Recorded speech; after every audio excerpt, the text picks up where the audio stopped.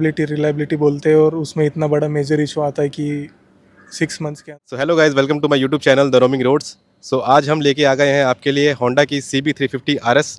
ये वीडियो दो पार्ट में डिवाइड रहेगा। पहले पार्ट में हम आपको होंडा के ओनर से उनका ओनरशिप एक्सपीरियंस बताएंगे और दूसरे पार्ट में हम लोग कंपेयर करेंगे होंडा CB350 को अपनी स्पीड 400 से। ओके, बेसिकली हम राइडर एक्सचेंज करेंगे। मैं as a speed 400 owner Honda चला के देखूंगा और होंडा के ओनर स्पीड 400 चला के देखेंगे और हम दोनों आपको एक रिव्यू देंगे, रियल लाइफ प्रैक्टिकल रिव्यू देंगे कि दोनों का एक्सपीरियंस कैसा रहा एक दूसरे की गाड़ी चला करके। सो अगला पार्ट जल्द ही मेरे चैनल पे आ जाएगा। आप मेरा चैनल सब्सक्राइब कर लीजिए और बने रहिए मेरे चैनल पे।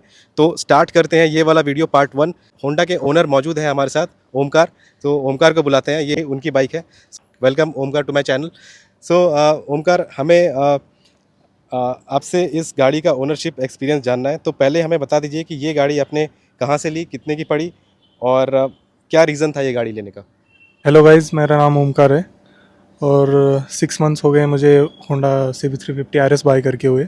ये गाड़ी मैंने परचेस करी थी अगस्त 24 में और अभी 6 मंथ्स हो गए और उस टाइम पे मुझे पड़ी थी अराउंड 2,70,000। सो ये गाड़ी परचेस करने का रीज़न बताता हूँ। उससे पहले मैंने और 2-3 गाड़ियों की भी टेस्ट राइड वगैरह ली थी। तो फाइनली मेरा आउटपुट यही बना कि फाइनल डिसीजन यही रहा मेरा CB350 RS का। तो CB350 RS लेने का स्पेसिफिकली होंडा लेने का यही रीज़न है कि पास्ट एक्सपीरियंस बोल सकते हैं हम कस्टमर्स का, मतलब मेरा खुद का, जो कि स्मॉल सेगमेंट की जैसी गाड़ियाँ आती है, शाइन आती है या यूनिकॉर्न आती है, तो दोनों ही बहुत टाइम से मैं चला रहा हूँ। घर पे है हमारे बाइक्स, तो उसी के लिए रिलायबिलिटी और इंजन स्मूथनेस वगैरह ये सब अच्छी टेक्नोलॉजी की वजह से मैंने ये वाली गाड़ी चूज़ करी थी। रिलायबिलिटी एक फैक्टर है, रिलायबिलिटी और इनका हिस्ट्री भी रहा है होंडा शाइन को लेके। इनके पास होंडा शाइन भी थी पहले, तो होंडा शाइन यूनिकॉर्न वगैरह थी। तो उसकी ये लॉन्ग टर्म एक होंडा यूज़र है और रिलायबिलिटी काफ़ी अच्छी है होंडा की। ये सब लोग जानते हैं कि रिलायबिलिटी के लिए ही होंडा जानी जाती है। तो वही मतलब वही फैक्टर देख करके इन्होंने गाड़ी ली। तो अब हम इनसे जानेंगे कि इसके क्या पॉजिटिव्स हैं और क्या नेगेटिव्स हैं, क्या देखकर इन्होंने गाड़ी ली। और कुछ कुछ ऐसे नेगेटिव्स होते हैं जो गाड़ी लेने के बाद सामने आते हैं यूज़र के। तो आप हमें इसके प्लस पॉइंट्स बता दीजिए, क्या क्या बातें आपको अच्छी लगती है इस गाड़ी की और क्या क्या चीज़ें आपको बुरी लगती है इस गाड़ी की। Okay, so advantages and disadvantages की बात कर रहे हैं तो पहले बता देता हूँ इसके साथ मेरा राइडिंग एक्सपीरियंस कैसा रहा है। 6 मंथ से मैं ये अभी राइड कर रहा हूँ और सबसे लॉन्ग राइड मैंने इस पर 400 किलोमीटर्स नॉन स्टॉप वाली करी है, जो अभी रिसेंटली मैं घर गया था। जो बाइक मैंने साथ दिया मुझे चलाते टाइम, फुल मैंने 400 किलोमीटर्स नॉन स्टॉप किया, तो उसमें जो भी एक्सपीरियंस रहा बाइक के साथ वो काफ़ी अच्छा रहा। और हाईएस्ट टॉप स्पीड मैंने इस पर अचीव किया था 130। सो वो भी एकदम ऐसे लीन होके मैंने अचीव किया था उसको। इंजन स्मूथनेस बोल सकते हैं या फिर राइडिंग पोस्चर वगैरह, तो वो सब काफ़ी अच्छा लगा मुझे। इस वजह से कुछ दिक्कत नहीं आई है। और जैसे ये गाड़ी परचेस करने का रीज़न ये भी है कि ये 350 होते हुए भी इतना, इसका वेट भी ज़्यादा है, मतलब अराउंड 180 है, बट इतना हेवी फील नहीं होता है ये, जैसे रॉयल इनफील्ड वगैरह फील होता है। तो वो भी काफ़ी अच्छा लगता है। जैसे हम सिटी राइड्स में ये इसको जब राइड करते हैं तो उस टाइम इसका एक्सपीरियंस अच्छा रहा है। नेगेटिव्स की बात कर रहे तो फर्स्ट में बोला था कि रिलायबिलिटी की वजह से और पास्ट मेरा जो एक्सपीरियंस रहा है होंडा के साथ, इसलिए मैंने ये गाड़ी परचेज़ करी थी। बट रिलायबिलिटी के साथ साथ जो मुझे इश्यूज़ आए लास्ट 6 मंथ्स में, जो कि कंपनी की तरफ से कुछ इश्यूज़ थे। फर्स्ट जो एक मेजर इशू मैंने फेस किया वो ये था कि कंपनी ने जुलाई और जून जुलाई में जो गाड़ियाँ मैन्युफैक्चरिंग हुई थी उन सारी गाड़ियों को उन्होंने रिकॉल किया था।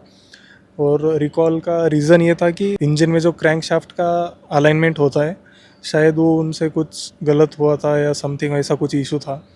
तो सबसे मेजर मुझे इशू यही लगा कि जैसे नई गाड़ी हम इसलिए परचेस करते हैं कि उसमें कुछ दिक्कत ना आए, हमें एकदम स्मूथली चले। कुछ कस्टमर्स के साथ ऐसा हुआ तो उन्होंने वो 2-3 मंथ्स में जितनी भी गाड़ियाँ मैन्युफैक्चरिंग हुई थी सबको रिकॉल किया। और वही एक मन में सबसे ये रहा कि होंडा के लिए हमने इतना, मतलब रिलायबिलिटी बोलते हैं और उसमें इतना बड़ा मेजर इशू आता है कि 6 मंथ्स के अंदर इंजन खोल के उसमें वो एक पार्ट रिप्लेस करना, कहीं ना कहीं ये थोड़ा नेगेटिव फैक्टर लगा मुझे इस बाइक में। दूसरा मेजर इशू रहे थोड़ा कैमरा का प्लास, चलाइए मैं दिखाता हूँ। यहाँ पे आप देख सकते हैं जो साड़ी गार्ड है इसमें बाइक परचेस करने के बाद विद इन 2 मंथ्स में ये पूरा रस्टिंग स्टार्ट हो गया है और ये पूरा पेंट निकल रहा है यहाँ से। तो ये जो मेरी अभी सेकंड सर्विस मैंने करी तो तब मैंने इसको हाईलाइट किया, तो उन्होंने बोला कि ये बहुत सारे कस्टमर्स को, अदर कस्टमर्स को भी इशू आ रहा है, तो इसका भी उन्होंने अप्रूवल दे दिया और ये वारंटी में वो लोग पूरा ये वाला साड़ी गार्ड पूरा चेंज करके दे रहे हैं। तो वारंटी में कवर हो रही है चीज़ें, ये बात अच्छी है, बट 6 मंथ्स के अंदर ही ऐसे ही इश्यूज़ आना ये कहीं ना कहीं थोड़ा नेगेटिव फैक्टर हो जाता है, क्योंकि हमने गाड़ी चूज़ करी थी। फर्स्ट ऑफ ऑल होंडा सब बोलते हैं तो रिलायबिलिटी का फैक्टर आ गया है, और उसी में ऐसी चीज़ें आती है तो कहीं ना फिर वो रिलायबिलिटी के ऊपर भी डाउट होता है। एक इनको मेजर प्रॉब्लम आया था कि इस गाड़ी में क्रैंक शाफ्ट का मिस अलाइनमेंट था, जो कि होंडा ने रिकॉल करके इसको फिक्स कर दिया। इनको मेजर इशू आ रहा है कि रस्टिंग का प्रॉब्लम आ रहा है इनको। रस्टिंग जो है इनके साड़ी गार्ड पे आपने देखा कि कैसा रस्टिंग हो गया है, पूरा रस्टिंग हो गया। आपको क्रैंक शाफ्ट मिस अलाइनमेंट का जो इशू आया था, जो प्रॉब्लम था, जो तो उसकी वजह से आपको कुछ गाड़ी चलाने में दिक्कत हो रही थी या फिर कुछ ऐसा प्रॉब्लम हो रहा था, उसके बारे में आप बता दीजिए। कुछ गाड़ियों में कुछ यूज़र्स को ऐसा दिक्कत हो रहा था, उसमें गाड़ियों में आवाज़ आ रही थी इंजन में, तो उन्होंने उस मंथ में जितना भी लॉट था वो 2 मंथ्स का, तो पूरा ही रिकॉल किया था उन्होंने। रिकॉल किया वगैरह सही है, आगे जाके इन फ्यूचर कुछ प्रॉब्लम ना हो इसलिए हुआ, तो दोनों भी बात है, आगे जाके प्रॉब्लम ना हो इसलिए भी उन्होंने रिकॉल करी। बट रिकॉल करते टाइम क्रैंक शाफ्ट अगर पूरा पार्ट चेंज करना है तो इंजन तो ऑब्वियसली खोलना ही पड़ता है, तो वो मुझे कहीं ना कहीं थोड़ा सा डिसअपॉइंटमेंट लगा मुझे। और एक दूसरा इशू आ रहा था कई यूज़र्स को, जो कि ABS वाला है। जो बाइक में ABS वाला, जो यहाँ से जो वायर आती है, यहाँ से जो वायरिंग हार्नेस आती है ABS की, ये वाली, तो इसमें यहाँ पे एक अंदर है, हमें अभी यहाँ से दिखेगा नहीं, हार्नेस का ऐसा कुछ था ABS का सेंसर, तो उसमें वाटर लीकेज ऐसा कुछ हो रहा था, तो उस वजह से भी बहुत सारे यूज़र्स को ABS में यहाँ पे जैसे ब्लिंक होती है लाइट वगैरह, तो यहाँ पे बहुत सारे लोगों को इशू आ रहा था, तो दोनों भी चीज़ें उन्होंने चेंज करा के दी है। ये भी अच्छा फैक्टर है कि होंडा आफ्टर सेल्स के बाद भी ये सब चीज़ें ध्यान रखता है। बट हम यही अभी फ्यूचर में ये चाहते हैं होंडा से कि ये सारी चीज़ें बाकी कस्टमर्स के साथ ना आए और ये सुधर जाए बस। तो अब हम जानेंगे कि इनका सर्विस एक्सपीरियंस कैसा है, सर्विस कॉस्ट क्या है होंडा का, और सर्विस को लेके इनका क्या व्यू है, वो हम जानने की कोशिश करेंगे। अभी मेरी सेकंड सर्विस कंप्लीट हो चुकी है, बट ऐसा कुछ मेजर मेरा पार्ट वगैरह कुछ ऐसा एक्सचेंज या चेंज नहीं हुआ है अभी तक, तो जो सर्विस कॉस्ट है वो अभी तो ऐसा कुछ ज़्यादा नहीं आई है। तो फर्स्ट सर्विस जो थी, मैंने at the time of bike purchase उनका एक AMC होता है, एनुअल मेंटेनेंस कॉन्ट्रैक्ट ऐसा, जो कि 10,000 रुपीज़ का है, उसमें टोटल 2 इयर्स में 5 सर्विसेज वो लोग कवर करते हैं।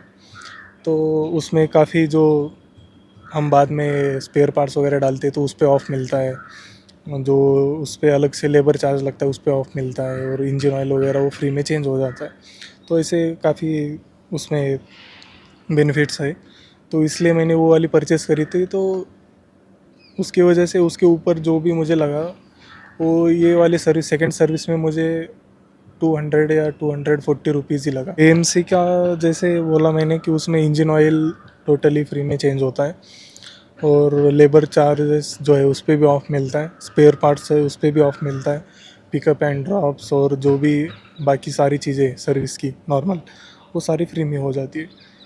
जो मेरा सेकंड सर्विस का कॉस्ट आया था वो अराउंड 240 रुपीज़ इतना ही आया था, सो बहुत कम था। और फर्स्ट सर्विस भी मेरी टोटल 0 रुपीज़ में हो गई थी, उस पर भी कुछ चार्ज नहीं लगा था फर्स्ट सर्विस पे। तो अभी मेरी AMC में 3 सर्विस पेंडिंग है, उसमें 2 पिकअप एंड ड्रॉप्स भी है, और बिग विंग का जो सर्विस सेंटर है वो यहाँ से मुझे थोड़ा दूर पड़ता है, तो इसलिए वो भी मेरे लिए बेनिफिट है। जैसे मैं अपॉइंटमेंट बुक करता हूँ तो बिग विंग से एक बंदा आके गाड़ी लेके जाएगा। और सर्विसिंग के लिए इन्होंने AMC परचेज़ किया हुआ था, 10,000 का इन्होंने AMC परचेज़ किया था, एंड उसमें आपको 5 सर्विसेज मिल जाती हैं, 5 सर्विसेज एंड 2 ईयर्स। ओके, सो जैसा इन्होंने बताया कि काफ़ी लो कॉस्ट पे इनका सर्विस हो गया क्योंकि इन्होंने AMC परचेज़ किया हुआ है। अब जानेंगे कि इनका एक्सपीरियंस कैसा है, अभी तक आपने कितनी गाड़ी चलाई है, कितने किलोमीटर गाड़ी चलाई है आपने, और अभी तक का आपका long ride and city rides का एक्सपीरियंस कैसा है, कैसी ये गाड़ी हैंडल करने में है, एंड आपका एक्सपीरियंस राइडिंग को लेके इस गाड़ी को कैसा है। सिटी राइड्स में भी अच्छा है और हाईवे पे भी अच्छा रहा है मेरा। जैसे बोला इनका जो ऐसे वेट बैलेंसिंग टेक्नोलॉजी है होंडा का, तो ये काफ़ी अच्छा लगा मुझे। इसका वेट 180 होने के बाद भी ये उतना हेवी फील नहीं होता है, एकदम लाइट वेट फील होता है जब हम राइड करते हैं, तो यही अच्छी बात लगती है होंडा में। और जब हम इस पे हाईवे टूरिंग पे भी जाते हैं तो उस टाइम पे भी ये काफ़ी अच्छा साथ देती है, मतलब रोड को एकदम पकड़ के चलते हैं, इसे मज़ा आता है राइड करने में। 5000 किलोमीटर्स पूरा कंप्लीट हुआ है, highway ride and city ride दोनों भी इसमें। सो 5000 किलोमीटर इनका ऑडो रीडिंग है और हाईवे प्लस सिटी राइड इन्होंने किया है। तो दोनों में इनको कोई मेजर कोई दिक्कत नहीं हो रही है। स्टेबिलिटी काफ़ी अच्छी है गाड़ी की। सो ये था होंडा CB350 RS का ओनरशिप एक्सपीरियंस ओमकार की तरफ से। तो जितनी भी इन्होंने गाड़ी चलाई है, इस गाड़ी में कोई मेजर दिक्कत तो नहीं आती है राइडिंग से रिलेटेड अगर देखा जाए तो। थोड़े बहुत इश्यूज़ थे गाड़ी में जो कि होंडा ने रिकॉल करके फिक्स कर दिया जैसा इन्होंने बताया, और कुछ इश्यूज़ हैं जो होंडा फिक्स कर देगा, इनको प्रॉमिस किया गया है। सर्विस कॉस्ट भी इसका नॉमिनल है। तो गाड़ी काफ़ी अच्छी है दोस्तों, अगर आपको गाड़ी लेनी है तो आप ले सकते हो। होंडा की रिलायबिलिटी है, होंडा का भरोसा है, तो डेफिनेटली आप ये गाड़ी की तरफ जा सकते हो। सो आई होप आपके सारे डाउट्स क्लियर हो गए होंगे इस गाड़ी को लेकर के। आप पे कुछ क्वेश्चन है तो डेफिनेटली आप कमेंट बॉक्स में बता सकते हैं, और इस गाड़ी को लेके आपके कुछ और कुछ डिमांड है, कुछ और वीडियोज़ बनाने हैं इस गाड़ी को लेकर के, तो डेफिनेटली आप बता सकते हैं। हम इस गाड़ी पे और वीडियोस बनाएंगे और आप तक पहुंचाएंगे। सो नेक्स्ट वीडियो होने वाला है Honda CB350 RS versus Triumph speed 400। Like करिए मेरा वीडियो, शेयर करिए मेरा वीडियो एंड सब्सक्राइब करिए मेरा चैनल। तब तक के लिए मिलते हैं नेक्स्ट वीडियो में।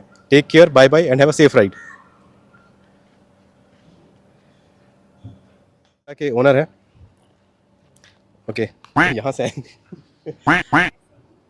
फिर से बुलाता हूँ ना यहाँ। तो नेक्स्ट पॉइंट क्या था और आप पे कुछ सजेशंस है तो आप कमेंट बॉक्स में बता सकते हैं।